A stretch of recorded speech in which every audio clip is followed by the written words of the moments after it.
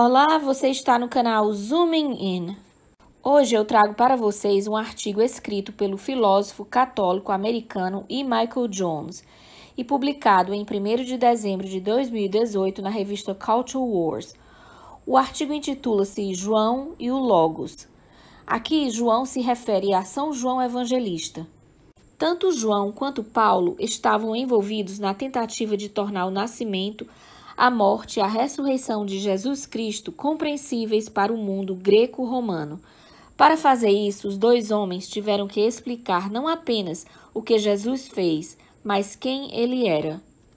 Paulo preparou o caminho para a recepção do conceito de Logos de João no mundo do pensamento cristão em sua epístola aos Hebreus, quando descreveu Cristo como o eterno sumo sacerdote, segundo a ordem de Melquisedeque.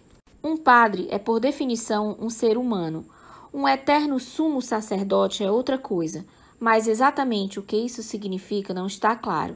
Para deixar clara a identidade de Cristo, João pegou o conceito de Logos, que já existia há 500 anos, e o reformulou à luz do que sabia sobre Jesus Cristo para fornecer o vocabulário que trouxe um dos grandes ciclos na história humana para um fim e o início de uma nova era baseada em uma compreensão aprimorada do que aconteceu antes. Quem foi Jesus Cristo?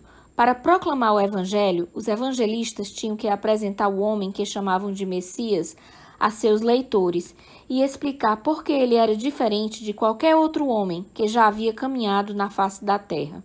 Mateus deu uma longa genealogia hebraica, Lucas escreveu a narrativa da infância de Jesus, mas João propôs uma explicação metafísica de sua relação com o início do universo e, portanto, uma que exigia o uso da palavra logos.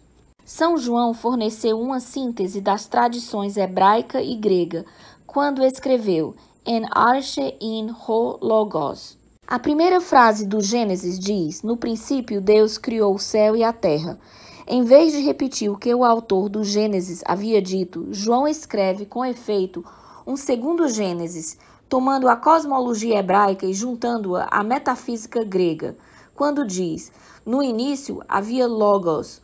O quarto evangelho descreve Cristo como o agente da criação, que é a palavra que é Deus, igual a Deus, coeterna com Deus. O Evangelho de São João, portanto, é um novo Gênesis, uma nova criação. O mesmo Deus que fez o mundo pela agência de sua palavra, a palavra que era verdadeiramente o próprio Deus, Deus em ação, Deus como agente, agora vem ao mundo que ele criou para torná-lo novo. O quarto Evangelho, portanto, é visto por seu autor, São João, como um segundo Gênesis e deve ser o relato de uma segunda criação. Esta segunda criação é para trazer a ordem criada de volta para Deus. Ao escrever seu Evangelho, João se viu frente a frente com um novo problema: a personalidade de Jesus Cristo e sua relação com Deus, por um lado, e o mundo finito, por outro. Não era suficiente chamá-lo vagamente de o Messias, ou o Filho de Deus, ou o segundo Adão. Sua posição no cosmos exigia uma definição mais precisa. Os escritos dos estoicos e de Filon de Alexandria estavam cheios de premonições de que uma síntese era possível, mas o problema permaneceu. Uma vez que você assume a transcendência infinita e o mistério de Deus como absoluto, você não pode transpor o grande abismo que se estabelece entre Deus e o mundo por qualquer hipótese consistente com o monoteísmo. A única solução disponível para o mundo clássico era o monismo panteísta dos estoicos, que permitia uma espécie de ideia de logos, mas às custas de uma relação clara entre Deus e a criação. De acordo com esse monismo, Deus era o universo e o universo era Deus. Tanto os estoicos quanto os neoplatônicos deram passos na direção de uma visão de mundo coerente, mas nenhum deles teve sucesso em alcançar a meta.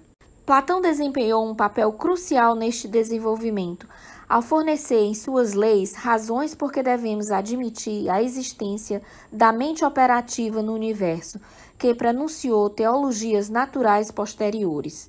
O aluno de Platão, Aristóteles, pegou a ideia de uma mente cósmica e explicou como esse pensamento transcendente e imaterial teria que ser necessariamente a causa final absoluta do universo. Quando pensadores posteriores colocaram as formas platônicas na mente de Deus, um certo sincretismo do platonismo e do aristotelismo ocorreu, reunindo as causas finais, eficientes e exemplares em uma concepção da realidade.